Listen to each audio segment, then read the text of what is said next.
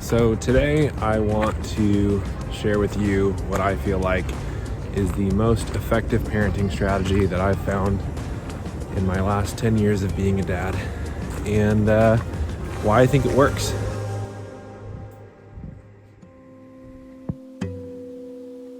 There was one experience in particular in the last year that really locked this in for me, which was when my son, we realized he wasn't really building a lot of friendships kind of in our neighborhood and with other boys. I thought through how I might address that. I could have a long chat with him. We could lecture him. We could find a book about making friends. I could have him memorize a Bible verse about how he's God's handiwork and that he's awesome. What I did is I actually reflected on who I looked at myself and I said, where might he have gotten the idea or learned how to engage community relationships this way? And it became pretty clear pretty fast that it might be from watching me. Which brings me to what I feel like is the most ineffective parenting strategy of them all, which is kind of summed up in the phrase that you might have heard before, which is, don't do as I do, do as I say. I remember hearing that as a kid and it really irked me. I remember being like mad about it. But now, as I've had kids of my own, I've come to the place that I think the most effective parenting strategy of them all, especially for dads, is to become the person you hope your child will be. So it's become the person. So what I decided to do at that point was to not say anything to him, but rather change my actions. I started a men's group in my backyard that met once a week, but I also started hanging out with Sean.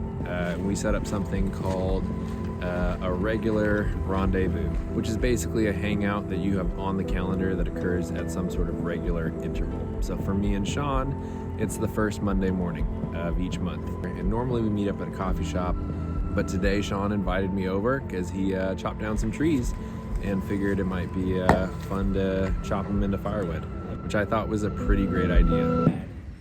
Don't record this. This is really, when I chop my leg. Show us how it's done, Sean. And I think this experience really captures something beautiful about being a parent and an opportunity for all of us as dads, which is as our kids grow and they encounter certain challenges, there's an invitation for us to see perhaps ourselves most clearly. Sometimes I feel like our kids are almost like a mirror or an echo of us. Sometimes they're inheriting things from us and it's a little bit more apparent that they're struggling because they're not as good at hiding it. 4 feet. And I know an objection from some of us will be basically, you do things and sometimes our kids don't mirror it.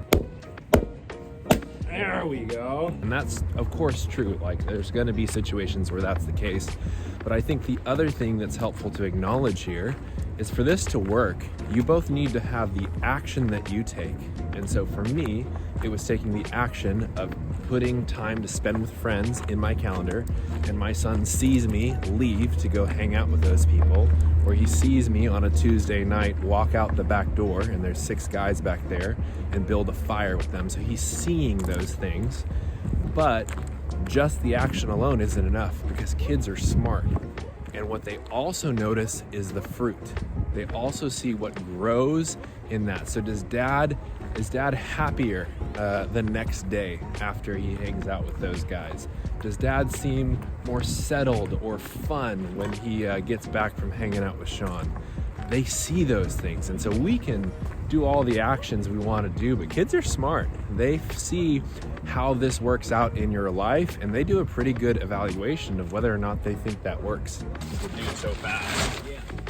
I will say it is beautiful because not only have I transformed through this process and I'm experiencing less loneliness in relationships, but I've seen a dramatic shift in how my son has engaged people. Since then, he has built a pretty close friend with a boy across the street. Just seeing him hanging out with a group of kids in the neighborhood, he's not afraid to walk out the door and go jump into a middle of their basketball game or their football game.